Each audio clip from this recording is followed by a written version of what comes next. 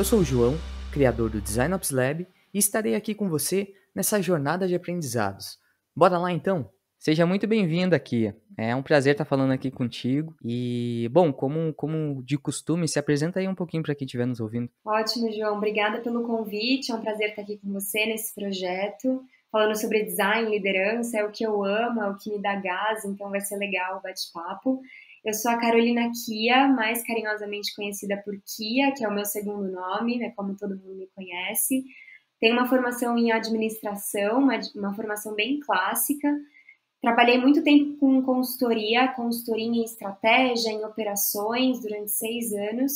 E há 5 anos eu descobri o design, assim como a WIMI, né, um estúdio de design e inovação, do qual hoje eu sou uma das sócias, sou a CEO e tenho a missão aí de representar a WIMI para fora e de também cuidar dos nossos projetos, cuidar da saúde do negócio e levar design para cada vez mais empresas, mais organizações. Sensacional. E aí, já pegando esse gancho aí sobre a importância do design, eu queria iniciar o nosso bate-papo perguntando o seguinte: na tua visão, qual a importância, né, do design e onde exatamente ele se encaixa no negócio das empresas? Por que que é tão relevante? Ótimo.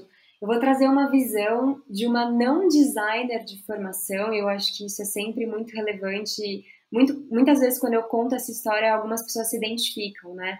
Eu sou formada em administração e aprendi todos os conceitos mais clássicos, João, de gestão de organizações, né? De criação de novos produtos, de marketing, de vendas, de operações.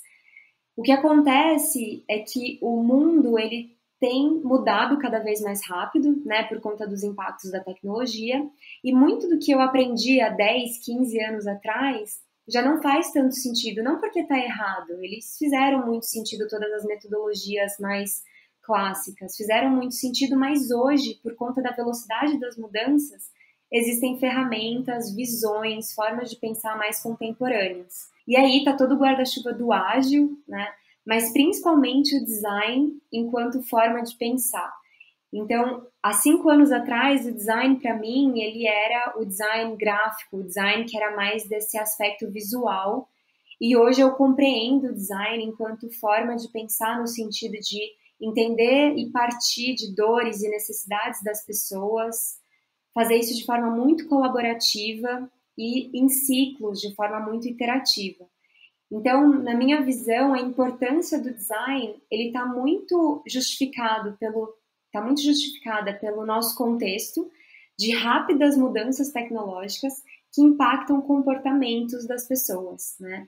E se impacta o comportamento, se muda o comportamento, a gente precisa compreender esses comportamentos, essas dores, essas necessidades, para aí a gente poder projetar um novo produto, um novo serviço que seja relevante para as pessoas, né? Porque se a gente não for relevante, se as organizações não criarem produtos, serviços, modelos de negócio que fazem sentido, que solucionem dores e alcancem necessidades, as organizações deixam de ser relevantes, elas deixam de ser procuradas, lembradas, amadas, né? E aos poucos elas vão desaparecendo, como aconteceu com mais da metade das organizações desde os anos 2000, né? 50% desapareceu por novos modelos de negócio mais digitais, mais contemporâneos.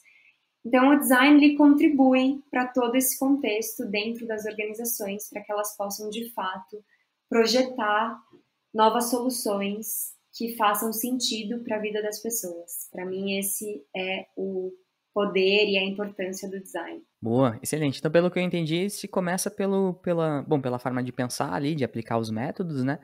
E voltado muito para o aspecto humano, né? De entender as pessoas e tudo mais.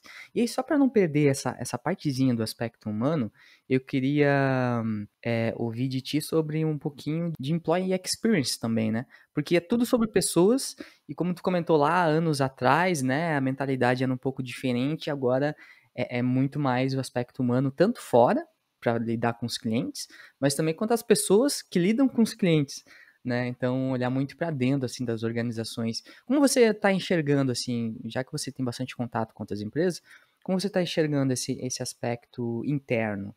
Exatamente, João. Eu acho que essa parte do olhar para dentro, para as pessoas de dentro da organização, ela é tão importante quanto esse olhar para fora, né? O que a gente acredita na UIMI, o que a gente vê na prática enquanto organizações de sucesso, é quando os líderes eles compreendem que uma boa experiência para as pessoas de dentro reflete na experiência das pessoas de fora, ou seja, dos meus clientes.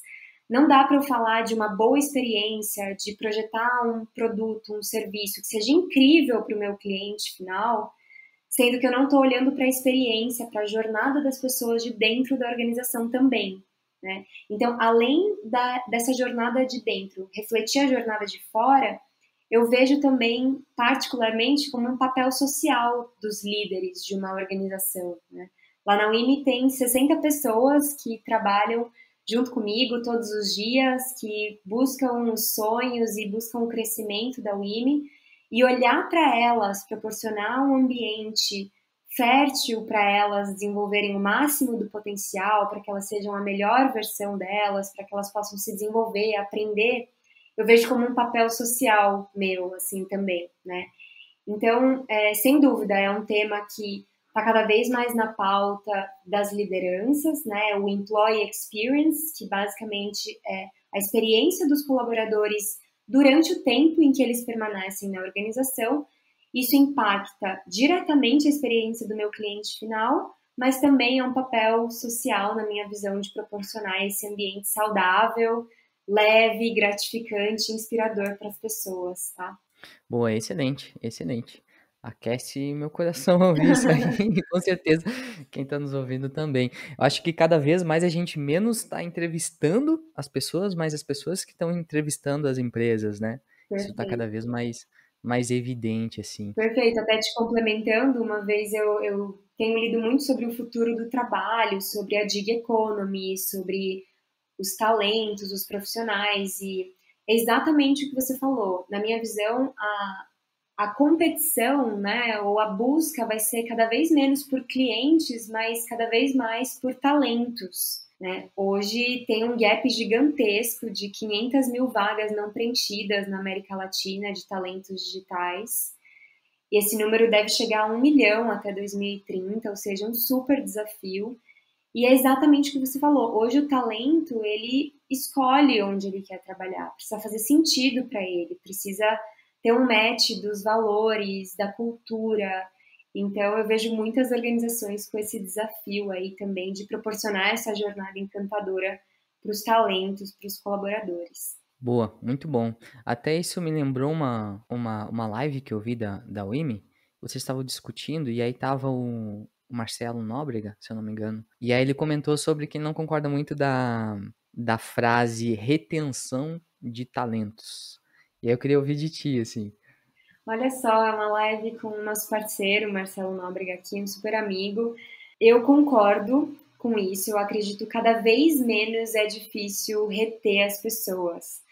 E vou te dizer, João, abrindo o coração aqui, que para mim foi um processo enquanto líder entender isso. Eu sinto que cada vez que alguém pede demissão na UIMI, é como se alguém estivesse me abandonando, né? Eu falo com a minha terapeuta sobre isso, inclusive eu demorei um tempo para entender enquanto líder que a pessoa escolher um outro caminho não é necessariamente uma não escolha aquia, né? Mas mais do que isso, esse tema de retenção, na minha visão, ele é muito complexo de ser trabalhado, porque hoje as relações elas estão cada vez mais fluidas, cada vez mais líquidas, né? Se antes os nossos pais eles tinham essa visão de entrar em uma única empresa e ficar o resto da vida, construir uma super carreira, ir ali subindo as escadinhas daquela organização, hoje as gerações mais novas, a nossa geração já não vê o trabalho dessa forma. Hoje o trabalho ele é visto como uma continuidade do aprendizado. Quando a gente foi estudar as organizações contemporâneas, é um tema que meus sócios, eles estudam muito, o Maurício e o Wagner, a gente entendeu que o olhar para a organização é uma continuidade do aprendizado da vida como um todo. Então, na organização, na empresa, eu preciso estar aprendendo, eu preciso estar me desenvolvendo. É isso que as pessoas estão buscando hoje. Lógico que não é uma regra, mas é o que a gente vê de tendência.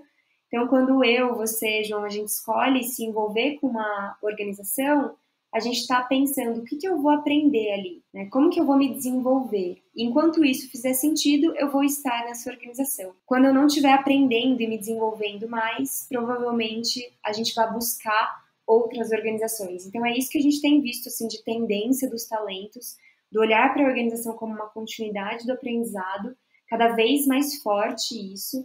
Ciclos, mesmo nas empresas que eram dos sonhos dos jovens, que duravam 2 anos, hoje já estão em 1 ano e meio, 1 ano de permanência dentro das organizações, então não tem necessariamente como você falar de retenção. Eu acho que tem sim como a gente olhar para a jornada, ver os pontos negativos dessa jornada do employee experience do colaborador e melhorar, né? Então não significa que a gente está abandonando, eles não vão ficar mesmo na minha empresa, então é isso. Não, a gente olha para a jornada, vê os pontos que não estão legais, testa o que a gente pode fazer de diferente para melhorar, sempre buscando que os talentos eles vejam sentido em continuar mais tempo com a gente, mas olhando de forma natural quando esse ciclo se encerra. Eu tenho histórias muito lindas na UIMI de pessoas que me procuram 6 meses antes de sair e falam, Kia, a UIMI, eu aprendi muito nesse tempo que eu fiquei, mas eu gostaria de experimentar uma grande organização. Ou eu gostaria de experimentar uma startup, uma scale-up, uma empresa de tecnologia. E eu falo, incrível, vamos construir essa trilha juntos, né? Então, se antigamente a gente tinha medo de falar para os nossos líderes que a gente estava pensando em buscar um outro trabalho, eu fico feliz quando os Wimmers me procuram e falam sobre essas ambições e a gente constrói juntos esse caminho, sem problema nenhum. Então, eu olho para esse momento de offboarding, que é justamente essa última etapa da jornada. Eu nem sei se a gente pode chamar de última mais, mas eu olho para ela com muito carinho e muito com esse olhar de que é uma continuidade. A relação, ela continua. Mesmo na UIMI, a gente tem diversos ex-Wimmers que hoje são clientes, né, que foram para grandes empresas, e falam, nossa, preciso da UIMI aqui, preciso da UIMI para me ajudar. Então levam a gente lá enquanto fornecedor, enquanto parceiro. Tem ex-Wimmers que foram até para empresas maiores do mesmo segmento de consultoria e estão aprendendo muito. Eles voltam depois para a UIMI para contar ou para compartilhar algo, compartilhar algum case. A gente tem de fato uma relação muito legal com essa galera que acaba optando por seguir novos caminhos. Muito bom ouvir isso de ti, que sabe que isso é um assunto que geralmente é pouco explorado, sabe? É pouco falado. E eu concordo contigo que realmente é um aprendizado aí, porque ninguém quer perder pessoas, principalmente boas pessoas ali, talentos, competentes, né? E parece que fica aquele sentimento, pô, tá me abandonando e tal. Eu compartilho dessa dor também, tá? É um aprendizado aí que a gente é contínuo e tudo mais. Eu queria pegar, só pra gente não perder o que tu falou aí também, eu conversei com a Maria Júlia no episódio 9, a head de People. E ela trouxe uma questão que eu achei super relevante do lifetime, né? Da pessoa dentro da empresa. A gente está em constante mudança no mercado e assim, e aí ela comentou, né, que aquela mentalidade de, pô, 5 anos, 6 anos, 10 anos numa empresa, hoje não está se refletindo muito na nossa geração, na nova geração, e talvez seja até um momento da gente refletir, parar para pensar que talvez 1 a 2 anos, 3 anos seja o teto dessa nova geração dentro de uma empresa e tratar isso com uma certa normalidade, né? Como tu enxerga isso? Exatamente, eu acho que uma vez que a gente aceita, né, esse primeiro processo de entender que é do contexto que a gente vive, as relações mais líquidas, mais fluidas, não só entre os indivíduos, mas entre um indivíduo e uma organização, uma vez que a gente aceita isso, a gente estrategicamente, enquanto líder, a gente consegue se planejar.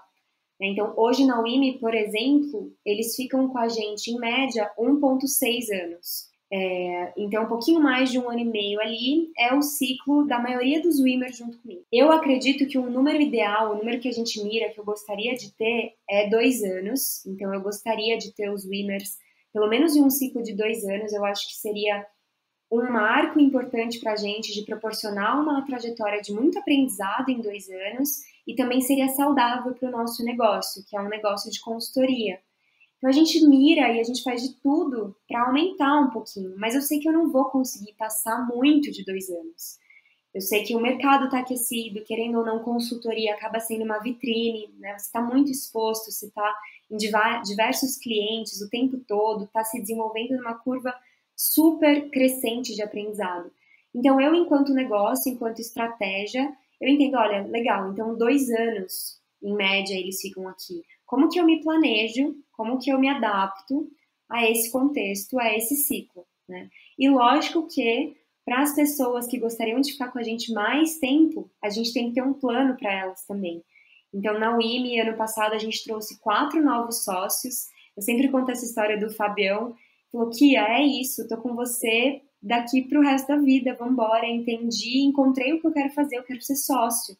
E a gente montou um plano e ele se tornou sócio da UIMI ano passado, né? Então, ter esse equilíbrio, olhar isso de forma estratégica, aceitar, se planejar, mas continuar trabalhando para que a jornada seja incrível e continue crescendo. E aí, pegando o gancho, João, tem uma tese que a gente está trabalhando dentro de WIMI, que a gente está testando uma nova oferta, a gente está testando um novo tipo de oferta de entrega de valor para os nossos clientes, muito olhando para os talentos. A gente está chamando de Libre, é uma nova iniciativa, porque a gente está exatamente entendendo o movimento do mercado, principalmente dos designers, de atuarem de forma mais livre, mais autônoma, mais independente.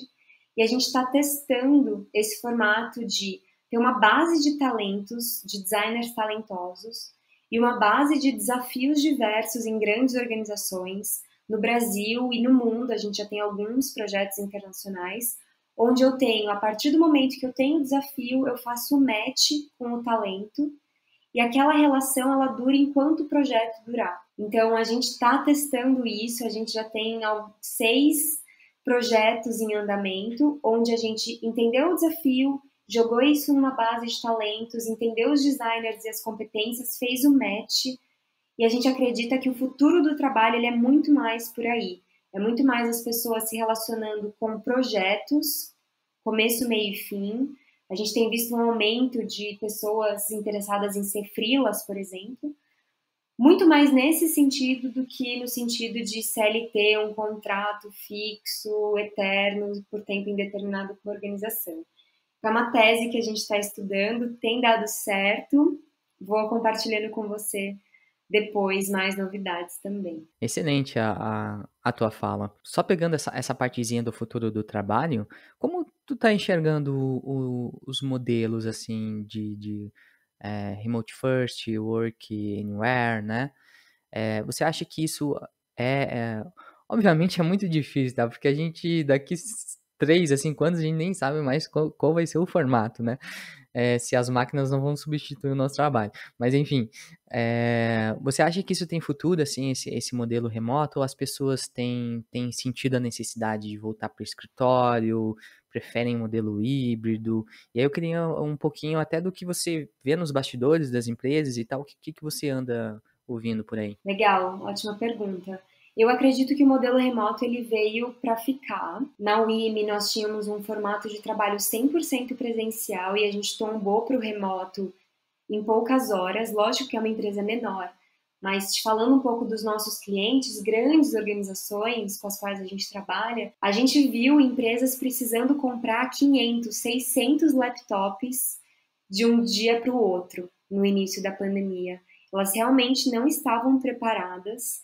A gente tem alguns clientes alemães, algumas empresas alemãs bem tradicionais, que exigiam todo mundo das 8 às 6, todos os dias. E esse caso é o caso que precisou comprar ali seus 600 computadores, notebooks, de um dia para o outro. E hoje estão todos muito adaptados, trabalhando de forma remota, trabalhando ou de casa ou de algum lugar onde eles desejam. Eu acredito que funciona muito bem, lógico que para atividades que possam ser realizadas à distância. A gente tem muitos clientes com realidades de indústria, por exemplo, e aí não tem como, né? Eu tenho a fábrica, eu tenho a produção. Mas tudo que está relacionado ao escritório, atividades administrativas ou atividades que podem ser realizadas à distância, atividades criativas, de tecnologia, de design, tem dado muito certo. Então, a gente, não só o IME, mas os nossos 200 clientes, a gente viu todo mundo migrando para o remoto 100%. Muitas empresas viram que isso funcionou e estão adotando isso enquanto formato e prática principal de trabalho, que a gente tem ouvido, né, o remote first, o que você comentou, working from anywhere, é o modelo que a gente tem na UIMI. Porém, eu acredito que existe uma necessidade e a gente tem muitos benefícios do encontro presencial. O meu cuidado e o cuidado que eu sempre oriento os líderes é de tomar cuidado com o que a gente chama de híbrido. Por quê? Eu acho que o encontro presencial ele é rico, se bem planejado, e se a gente se organiza para todos estarem presencialmente. Então, por exemplo, na UIMI, o que a gente tem planejado é de fazer encontros trimestrais entre os times e entre toda a UIMI. O cuidado com o híbrido é quando eu falo que algumas empresas colocaram, por exemplo, toda segunda, quarta e quinta todo mundo tem que estar no escritório, e aí terça e sexta é opcional. O que acontece nesse formato? Você tira completamente a liberdade de alguém querer ir passar um mês em Portugal e trabalhar de lá. Outra coisa que ainda é pior, na minha opinião, e aí, minha opinião, tá? Sem certo nem errado, mas quando as empresas falam, 2 dias por semana vocês podem trabalhar de home office, os outros vocês têm que estar presencial. O que acontece nesse caso? Se você tem um time de 5 pessoas e uma delas está em casa e todas as outras estão no escritório, todo mundo deveria entrar do computador para fazer essa reunião. Porque colocar 4 pessoas em uma sala de reunião e uma pessoa apenas na televisão, porque ela está na casa dela ou está em outro lugar, a experiência para essa uma pessoa que não está lá é horrível. Só que, por outro lado, se todo mundo precisa entrar no computador, mesmo estando presencial, sendo que tem uma pessoa que não está lá, fica horrível a experiência, porque você vai para o escritório e você fica o dia inteiro em reunião, que é a mesma coisa que você tem em casa. Então, como que você traz um pouco dessa espontaneidade, dessa troca que é tão importante do presencial para o remoto? Então, eu acho que é um pouco do que eu tenho visto, João, das organizações. E o último ponto que eu não posso deixar de falar é a utilização de ferramentas que permitem a comunicação espontânea, né? A gente fala muito de comunicação síncrona, que é aquela ao mesmo tempo, a assíncrona, que é em mensagens ou em vídeos gravados, que não precisa estar todo mundo ao mesmo tempo, mas eu tenho falado muito dessa comunicação espontânea, que é aquela que não é planejada. Na UIMI a gente usa uma ferramenta chamada Getter, que eles falam que é um metaverso 2D, onde você cria o seu avatar, você tem a sua mesa de trabalho, você consegue caminhar no espaço e você consegue ter essa comunicação mais espontânea. Você esbarra com alguém no corredor, você esbarra com alguém em algum momento que você não planejou. Eu acho que é um mix de tudo isso entre remoto, híbrido, presencial, metaverso, avatars, que as empresas elas têm vivido um pouco hoje. Não sei o que você acha. Não, perfeito, assim, eu concordo com a tua visão sobre o híbrido ali. Eu acho que é a falsa liberdade mesmo. Prende a pessoa e meio que não faz sentido, né? Essa ferramenta eu conheço. É bem bacana, é bem interessante. E eu acho que é legal quando tem os espaços do café lá, quando tem os avatarezinhos lá, quer dizer que a pessoa está disponível ali, na teoria, para trocar uma ideia, conversar, né? E aí você vê ali, já vai ali, já bate um papo e tal. Eu acho que a gente tem muito ainda que aprender, tá? Em modelos de trabalho aí, remoto e tal. Até sempre me perguntam sobre como eu me adaptei. Eu me adaptei super bem, falando como indivíduo. Eu me adaptei super bem, acho que a minha produtividade aumentou também e tal. Mas uma coisa que eu acho que a gente não pode deixar de lado dessa discussão é o quanto as pessoas têm de conforto em casa, né? Ou qualquer outro lugar, mas vamos falar aqui em casa. Até de investir num ambiente agradável de se trabalhar também, né?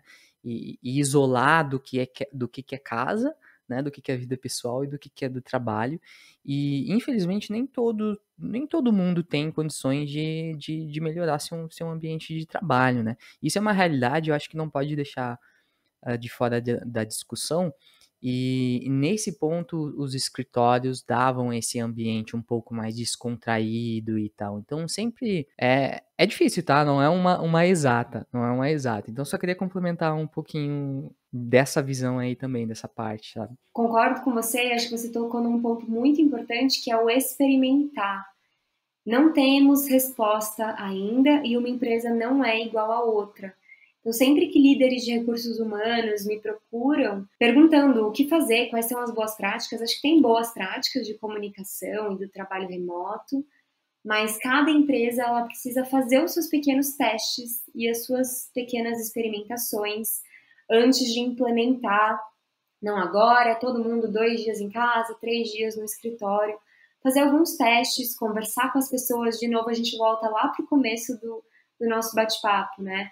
Conversa com os colaboradores, escuta, entende a jornada. O que você falou é muito importante. Será que as pessoas têm as ferramentas e o conforto necessário para trabalhar de casa? Entender o contexto delas e, a partir daí, criar algumas soluções e fazer alguns testes. Eu concordo que esse é o caminho e a gente tem muito para aprender ainda. Boa, excelente. Aí me lembrou mais uma coisa que eu acho que é relevante também. Eu acho que vão ter 2 tipos de perfis de profissionais e 2 tipos de perfis de empresa. As empresas que realmente vão continuar no presencial e vai ter essa opcionalidade também, quanto que remoto, e o inverso também, pessoas que vão querer estar no presencial e pessoas que não voltam mais para o escritório. Aqui no meu time mesmo, eu já perdi uma pessoa, ela foi para uma empresa que é presencial, sabe? Que tinha um modelo um pouco mais híbrido. E porque ela sentia muita falta do contato humano ali. E aqui no caso da Rede Spark, a gente é remote first forever, né? Então tem isso também, sabe? Pessoas que realmente querem voltar pro físico e pessoas que não voltam mais pro físico. E aí vai ser mais difícil achar ainda pessoas para contratar e vai ter essa segmentação aí. Você concorda com isso, assim, ou é só da minha Eu cabeça? concordo, eu sinto que ainda o que vai predominar nas gerações mais novas, mas é um sentimento, é do remoto, da máxima liberdade, com a opção de ir para o escritório se quiser. Essa é uma prática, por exemplo, que eu tenho visto de mais sucesso. Você tem um escritório que não precisa ser gigantesco para todo mundo, mas onde a pessoa, se ela quiser, ela pode ir para esse local de trabalho, ver outras pessoas, interagir, oxigenar, sair um pouco de casa. Eu concordo com você, eu acho que vai ser necessário, as pessoas sentem essa falta de interação social e tem perfis e perfis, né? Tem gente que fica super bem. Eu, por exemplo, estou super adaptada de casa, mas sempre que eu encontro alguém presencial para uma reunião ou para alguma coisa, me dá aquele quentinho no coração, assim, de que é legal também. Então, eu acho que a gente vai encontrar esse equilíbrio. Perfeito. Excelente os caminhos que a gente tomou aí na conversa. Aí agora eu queria voltar para o tema de liderança e queria ouvir um pouquinho de ti. Quais os principais desafios, assim, dos líderes, das empresas que você tem contato? Quais são, nos bastidores, o que acontece? Quais são as maiores dores, assim, top 3, top 5, que é frequente nas conversas? Eu sinto que o líder hoje, ele tem um papel que foi muito ressignificado. João, não sei sua opinião, vou querer ouvir também, mas eu sinto que o líder, antigamente, ou em outros contextos, se a gente pensa numa gestão mais clássica, era aquela pessoa que estava para cima, né? Que estava num pedestal, que era referência e que tinha uma relação forte de hierarquia e de comando e controle. E hoje eu sinto que o líder teve um papel ressignificado no sentido de que o líder ele está ali para servir. Eu acho que essa é a definição mais bonita que eu já vi de liderança e é que eu tento aplicar no meu dia a dia enquanto líder, que é eu tô ali na WIME para servir todos os 60 WIMers que estão ali. Então é como se eu tivesse por trás das cortinas possibilitando um ambiente para que eles possam brilhar, para que eles sejam os protagonistas, não só da Winnie, mas da trajetória, da carreira dele. Começa aí o que eu acho que já é esse primeiro desafio, né? Você olhar para uma liderança que passou por uma mudança nos últimos anos e foi ressignificada, do líder não ser aquela pessoa que dá ordens, mas a pessoa que tira barreiras. E para mim, por exemplo, que tenho aqui meus 30 anos, foi uma mudança. Eu aprendi um outro tipo de liderança, uma liderança que era mais controladora, que estava mais próxima, que me dava já os caminhos, que me delegava atividades, que estava ali olhando se eu estava cumprindo o combinado, estava olhando o meu esforço. E hoje esse papel ressignificado é um líder que está para servir, para tirar barreiras, não está ali para dar as respostas, esse é minha visão, está ali para fazer perguntas e ajudar as pessoas a encontrarem as suas respostas, está ali para empoderar as pessoas e para fornecer esse ambiente saudável. Eu acho que para mim esse é o principal desafio, como que eu consigo equilibrar esse papel ressignificado da liderança. Se eu fosse para um segundo ponto, voltando para o que a gente já conversou, eu iria para a questão dos talentos, né? O que eu sinto hoje, além do que a gente já falou do gap e da dificuldade de contratação, de manter as pessoas, pelo menos por um tempo, um mercado muito aquecido, principalmente em design e tecnologia, eu olho muito para esse segundo ponto enquanto saúde mental mesmo das pessoas, né? Então, eu sou formada em yoga e meditação, acabei de concluir meu curso aqui, eu acredito muito na presença, eu acredito muito na qualidade de presença e eu acho que isso é um fator cada vez mais difícil da gente conseguir, a qualidade de presença, principalmente no digital, né? Então, provavelmente a galera que está escutando a gente agora está escutando a gente fazendo mais alguma outra coisa, com abas abertas no computador e tem o celular e tem a televisão. A gente tem um bombardeio de informações cada vez maior, principalmente trabalhando 100% no computador, a gente tem diversas distrações no nosso dia a dia e como que a gente mantém o foco, como que a gente mantém a presença. Então, eu diria que o meu segundo ponto de desafio enquanto liderança é como que eu consigo influenciar para essa qualidade de presença das pessoas que trabalham comigo, porque eu acredito muito que isso influencia positivamente a saúde mental. É um dos nossos valores, a gente fala muito na UIM sobre Be Here Now, trazer a qualidade de presença. Sempre que a gente vai começar uma reunião, a gente pede a qualidade de presença das pessoas, e isso é cada vez mais difícil.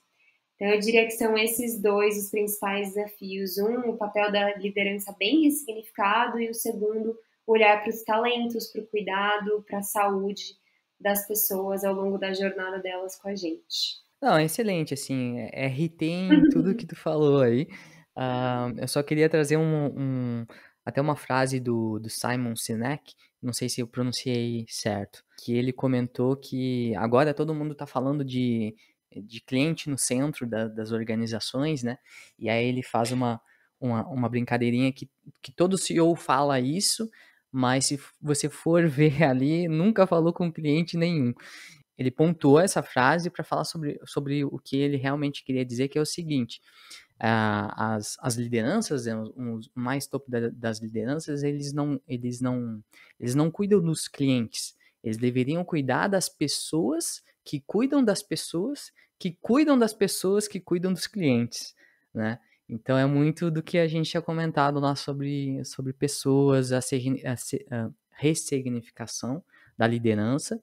Isso completamente, tá? Completamente, eu concordo 100%, sabe? Continuando com esse aspecto de desafios e tudo mais, eu já entrevistei várias pessoas de N levels, assim, de atuação de liderança. E eu queria ouvir de ti um pouquinho dos perrengues aí que acontece na vida empreendedora, né? Você é investidora, você é sócia aí da empresa, é CEO. O que acontece nessa camada aí que às vezes a gente não enxerga? Se puder explicar um pouquinho aí. Deixa eu pensar. Nossa, perrengue tem um monte, né? Até porque quando a gente olha para essa visão da liderança que está servindo, os perrengues mais fortes ficam com a gente, né? Eu acho que um perrengue grande que eu vivi, João, nos últimos anos foi a transição do presencial para o remoto. A gente tinha um espaço físico que era grande parte da nossa proposta de valor, não só para os clientes, mas para os WIMers também.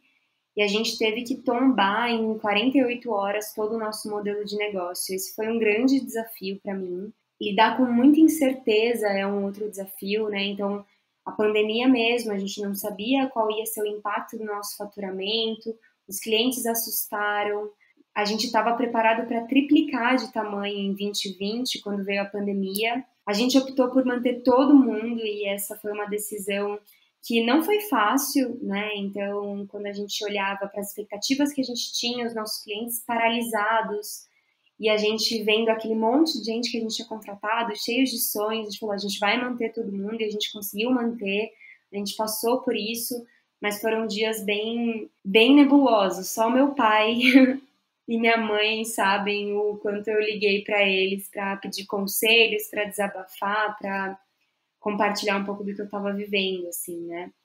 E aí acho que perrengues mais táticos do dia a dia, como a WIM é uma empresa de consultoria, a gente lida muito com clientes de todos os tamanhos, né?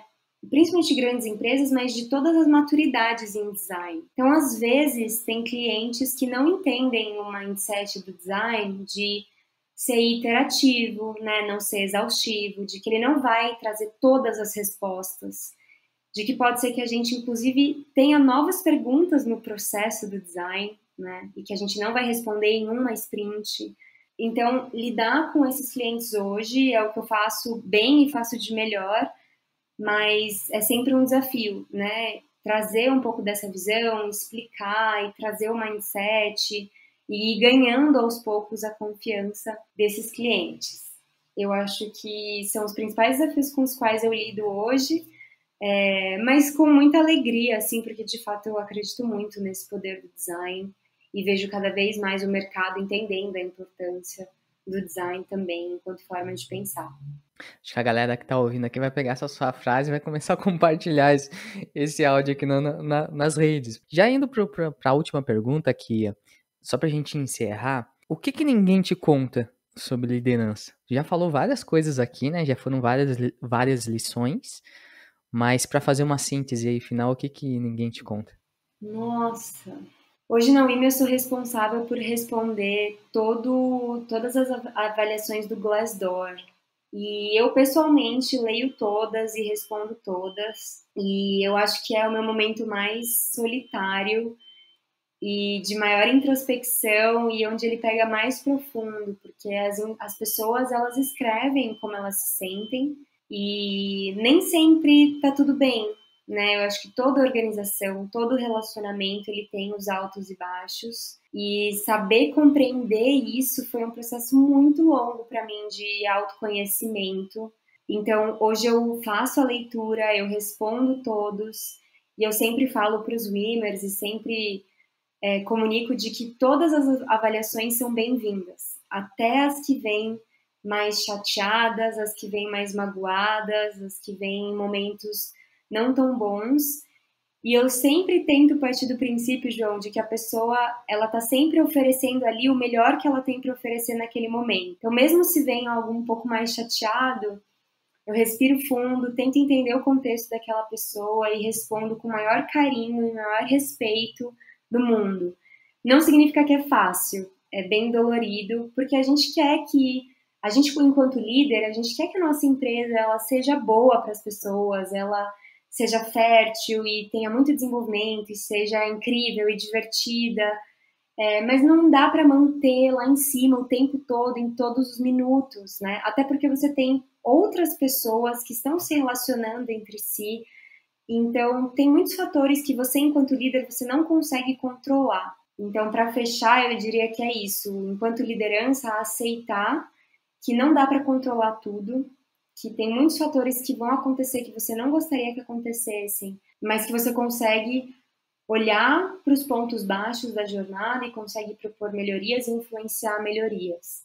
Eu acho que esse foi o maior aprendizado que eu tive nos últimos 2 anos enquanto CEO da WIM. Boa, excelente, Kia. Tu sabe que, para encerrar aqui também, algo que eu fico refletindo, já refleti algumas vezes e tô refletindo agora de novo enquanto a gente conversa. E aí, essa é uma pergunta para audiência, tá? Vocês já pararam para se autoanalisarem e se perguntarem intimamente se você é um bom liderado? Se você é um bom colaborador? Eu acho que isso é importante também as pessoas fazerem essa autorreflexão, porque como você falou, né? A gente em posição de liderança, e aí tem vários líderes e existem chefes ainda, né, no mercado, a gente está sempre tentando dar o nosso melhor. Por isso que eu, que eu gostaria que a audiência fizesse essa reflexão também. Será que eu me contrataria? E aí eu acho que essa para Nossa, fechar aí. muito bom, é exatamente. Eu sempre trago isso para os Wimmers também, João, que reclamar de coisas é muito fácil, né? Dá pra gente olhar e reclamar de muitas coisas, mas como que a gente reclama de algo ou traz algo que não tá legal e também já é parte de uma solução? Então eu adorei a provocação que você fez. Fica aí para vocês, pessoal, e vou adorar continuar esse bate-papo em outro momento também. Boa, muito muito obrigado mesmo pela tua disponibilidade. O papo foi excelente e espero que o pessoal tenha curtido aí também. Valeu! Obrigada pelo convite, parabéns de novo pela iniciativa, obrigada pessoal que escutou a gente até agora. Beijão! Acesse o site designopslab.com. Lá você vai encontrar ferramentas, artigos, cursos, ou se quiser se conectar comigo, será um prazer trocar experiências. Espero que tenha curtido e se fizer sentido, compartilhe. Um abraço do JV, valeu!